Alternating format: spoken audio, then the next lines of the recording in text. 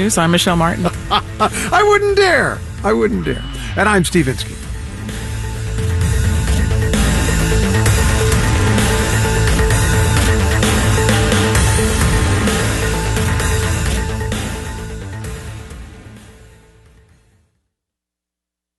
Marketplace Morning Report is coming up next, and then in 10 minutes at 9 o'clock, it's the BBC NewsHour on WNYC. Let's check in with London to see what they're working on. London, good morning. Good morning, WNYC. I'm Paul Henley. On today's NewsHour, what are the chances of following Israeli instructions to avoid being bombed in southern Gaza? And a leading climate activist's view of the COP Climate Summit. BBC NewsHour, coming up at 9 on WNYC.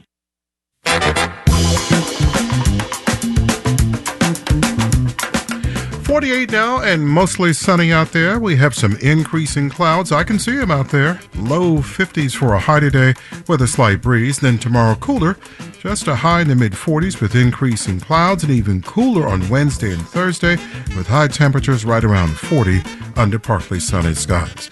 Once again, 48 and mostly sunny at 8:51.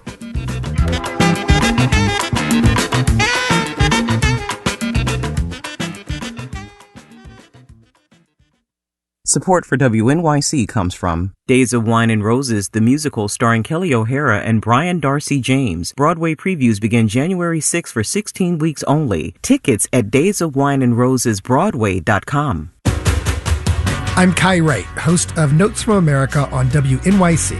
WNYC is here for you every day, whether it's breaking news you're tuning in for or a lively conversation during a call-in show. We've got you covered. But a great public radio station relies on listener support. You count on us, we count on you. Please make a contribution now. Visit wnyc.org/donate or call 888-376-WNYC.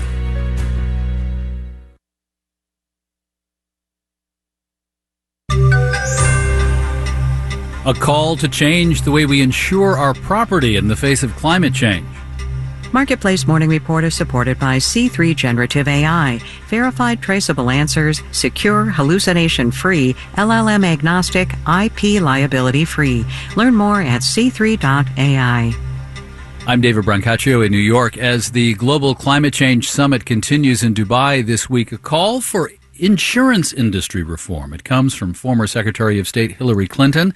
As insurance companies pull away from coverage in areas especially vulnerable to extreme weather, Marketplace's Henry Epp reports. It's increasingly difficult to get insurance for a home in fire-prone areas of California or parts of Florida that are frequently in the path of hurricanes. Some insurance companies have significantly increased rates or pulled out of those areas altogether. At COP28 on Sunday, former Secretary of State Hillary Clinton called out that practice and said we need to, quote, rethink the insurance industry. One way to do that is by offering what's known as parametric insurance. Rather than requiring policyholders to prove their losses, companies pay out whenever certain extreme weather thresholds are met, say a high temperature, wind speed, or rainfall amount.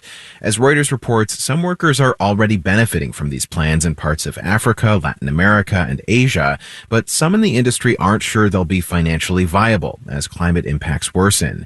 A research center linked to the Atlantic Council has been developing parametric insurance plans in recent years. That center sponsored Clinton's COP28 talk, and she was named a so-called ambassador for the group earlier this year. I'm Henry Epp for Marketplace. Alaska Airlines has reached a deal to buy Hawaiian Airlines for just under $2 billion. Many of Hawaiian's routes serve airports where boats are the main alternative. With airline mergers, there will be antitrust questions, but if regulators approve, integrating Alaska and Hawaiian could take about a year and a half. Checking the market, stocks have been having a pretty good run, with the S&P 500 getting very close to returning to its high of the year set in midsummer. The index is up nearly 12% from a trough in October, as market participants increasingly assume that inflation is down and interest rates will go no higher. Some of the conventional wisdom is based on October data, when the auto workers' strike was slowing economic activity, and the data that comes out since the automotive industry ramped back up will be quite interesting to see. This morning, S&P futures are down 0.5%. The 10-year interest rate is up 4.25%. Venezuelans have voted overwhelmingly to establish a new state in the oil-rich region of Essequibo. The thing is, neighboring Guyana has claimed the region for itself since the 19th century. The BBC's Katie Watson reports. While the result of this referendum is non-binding, critics see it as a power play by Nicolas Maduro, bolstering national support ahead of a presidential election next year. The region in question, known as Essequibo, is oil-rich and represents around 2/3 of Guyana's territory and is home to about 1/5 of its population. Tensions have risen between Venezuela and Guyana since 2015, when large offshore oil and gas fields were found, and Maduro renewed his interest in gaining the territory. The BBC's Katie Watson.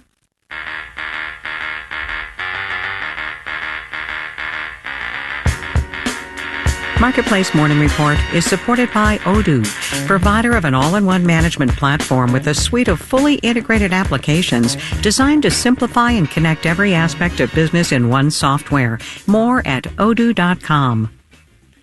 General Motors is scaling back its self-driving vehicle unit. It's GM's Cruise subsidiary, and it comes after California regulators pulled Cruise's permit to operate robot cars after a terrible accident, saying the vehicles pose a, quote, unreasonable risk to the public.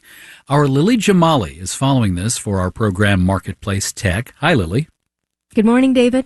Remind us of the year that this Cruise subsidiary has had. It led to the company halting operations across the country. What happened? Yeah, so this all started actually with some good news, believe it or not, for the company. In August, regulators here in California, they gave Cruise the green light to expand its robo-taxi service in San Francisco. A day after that approval, a bunch of Cruise vehicles got stuck. They blocked traffic in a neighborhood there, the North Beach neighborhood. And there were other mishaps too, but the turning point came in October when a Cruise vehicle dragged a pedestrian who had been hit by another car. This Cruise vehicle dragged her for about 20 feet, and the woman suffered serious injuries. There was a dispute about whether Cruise initially shared with regulators all its video footage from that incident. And ultimately, they ordered Cruise to halt operations in the city, and the company has now suspended trips across the country.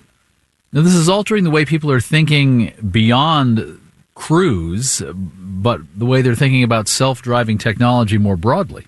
That's right. You know, when I covered tech the first time 7 to 8 years ago, there was a new self-driving tech launch happening seemingly every week, and I have the tacky swag from that era to prove it, David. Cruise, with the long runway that GM had given it, was one of the companies left standing. Google's Waymo is another. Missy Cummings, who is a robotics expert at George Mason, she expects Waymo to move extra carefully now after what's happened here. But she says that industry-wide, autonomous tech still has a long way to go. Fundamentally, there are problems in the computer vision systems of these cars that we do not know how to fix. And until we figure that out, this technology is not going to be ready. Warning from Cummings there to take it slow because in her view, Cruise moved very fast, too fast. All right, and now back to General Motors cutting spending to this technology. You can expect layoffs at Cruise. What does it mean more generally for GM? Well, the future of Cruise isn't clear, but departures in the C-suite don't paint an especially bright picture for them. You're right that layoffs are expected, and this company employs about 3,800 employees. Cruise does plan to relaunch in one U.S. city soon. We don't know where at this point. In terms of GM's investment, when the company bought Cruise in 2016, its technology was supposed to be a big growth driver for them. Now they have this big hurdle trying to build back trust with regulators. That's something Mary Barra has been talking about a lot when she's been asked about Cruise. And that points to ongoing interest in Cruise. But like so much in tech, Cruise burns through a lot of cash, hundreds of millions of dollars per quarter lately. And GM is making clear they are tightening the purse strings here. Marketplace's Lily Jamali can also be heard on our program Marketplace Tech. Lily, thanks. Thank you, David. And in New York, I'm David Brancaccio. This is the Marketplace Morning Report. From APM, American Public Media.